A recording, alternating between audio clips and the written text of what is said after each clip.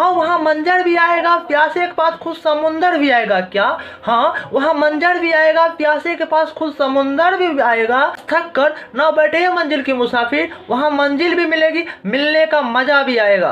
Hello नमस्कार, मैं रंजित कुमार आया हूँ आपके द्वार। आज हम बात करना चाहेंगे महात्मा गांधी। महात्मा गांधी के जीवन से सीखने वाली कुछ बातें के बारे में, किस प्रकार से उन्होंने अपने जीवन में बेहतरीन काम किए, आज तमाम मुद्दे पर बात करना चाहूँगा। आशा व पूर्ण विश्वास है कि आप सब महात्मा गांधी के जीवन से सीखने वाली कुछ बातों को अपने जीवन में यूज करेंगे और कुछ आगे बढ़ने का प्रयास करेंगे। आशा व पूर्ण विश्वास है कि आप सब इस वीडियो को अंत तक देखिएगा। चलिए शुरू करते हैं। शुरू करने से पहले मैं महात्मा गांधी पर एक शायरी कहना चाहूँगा। तकदीर के खेल से कभी निराश नहीं हुआ करते हैं, जिंदगी में कोई ऐसे उदास नहीं हुआ करते हैं। हाथों की लकीरों पर क्यों भरोसा करते हो भाई? क्या? हाथों की लकीरों पर क्यों भरोसा करते हो भाई? तकदीर तो उनकी भी होती है जिनके दोनों हाथे नहीं होते हैं। जिनकी तकदीर तो उनकी भी अच्छी होती है जिनके दोनों हाथे नहीं होती है। चलिए शुरू करते हैं।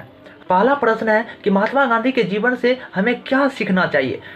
तो महात्मा गांधी के जीवन से हमें यही सीखना चाहिए कि हमें हमारे जीवन में चाहे कितना भी अंधेरा क्यों ना आ जाए, हमारे जीवन में चाहे कितनी भी बड़ी असफलता क्यों ना आ जाए, हमारे जीवन में चाहे कितना भी बड़ी संकट क्यों ना आ जाए, हम डटकर उसका सामना करेंगे। महात्मा गांधी के जीवन से हमें एक बात ये भी सीख लेनी चाहिए, चाहे आपके जीवन में चाहे कितनी भी बार असफलता आए, उसका हम डटकर सामना करेंगे।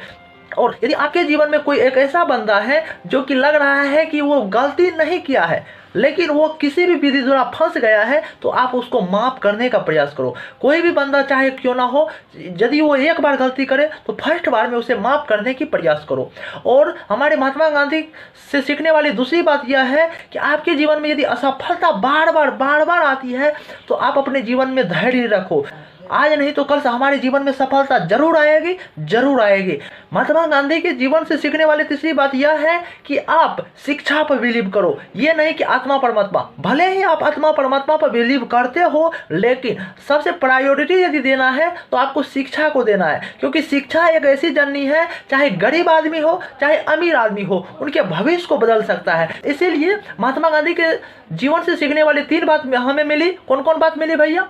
एक तो आप किसी भी आदमी को माफ करने के प्रयास करो। दूसरी बात यह मिली कि आप शिक्षा पर बिलीव करो। तीसरी बात हमें यह मिली कि आप दृढ़ता और धैर्य के साथ जियो। चाहे आपके जीवन में कितनी भी बार क्यों असफलता आए, आप इस पर बिलीव कर सकते हो। हम दूसरा प्रश्न यह जानना चाहेंगे कि महात्मा गांधी हमारे भारत देश में इतने प्रसिद्ध कैसे हुए, उन्होंने किस प्रकार से अपने देशवासियों का दिल में अपना जगह बनाए, आज उस पर हम बात करना चाहेंगे। क्योंकि महात्मा गांधी एक ऐसे प्रख्यात नेता थे जो कि अहिंसात्मक रूप से अपने देश को आज़ाद करवाना चाहते थे। लेकिन भले ही हमारे देश दो दल में गया हो, गरम दल व नरम दल, लेकिन हमारे नरम दल के नेता महात्मा गांधी इतने बुद्धिमान जो कि अंग्रेजों को भी सोचने पर मजबूर कर दिए कि यह एक किस प्रकार का बंदा है जो कि हमारे जीवन में लॉस पर लॉस किया जा रहा है, लेकिन ना ये लड़ाई कर रहा है, नहीं झगड़ा कर रहा है, तब पर भी यह कितना बुद्धिमान है कि हम सभी अंग्रेज भाइयों को ये परेशान करके रख दिया है।